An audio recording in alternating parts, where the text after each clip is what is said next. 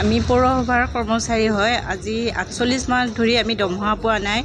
অসম চৰকাৰৰ হেমাহিৰ কাৰণে আমাৰ দৰমহা হোৱা নাই। আমাৰ পৰিয়ালবৰ্গৰ চলিবৰ কাৰণে বৰ উপায় নোহোৱা হৈ গৈছে। সেয়েহে অসম চৰকাৰক বিনম্ৰ অনুৰোধ জনাইছোঁ যাতে আমাক চৰকাৰীকৰণ কৰক। আজি 98ৰ পৰা মই সোমাই আছোঁ, কিন্তু আজিলৈকে চৰকাৰীকৰণ কোনো ব্যৱস্থা নল'লে। ল'ম বুলি কয় কিন্তু নলয়। কি কাৰণত এইবিলাক হৈ আছে আমি বুজি পোৱা নাই। আৰু নতুনকৈ নিযুক্তিহে দি আছে আমাৰ অফিচত এতিয়া দুজন মানুহ আনিব খুজিছে, ইঞ্জিনিয়াৰ আৰু একাউণ্টেণ্ট।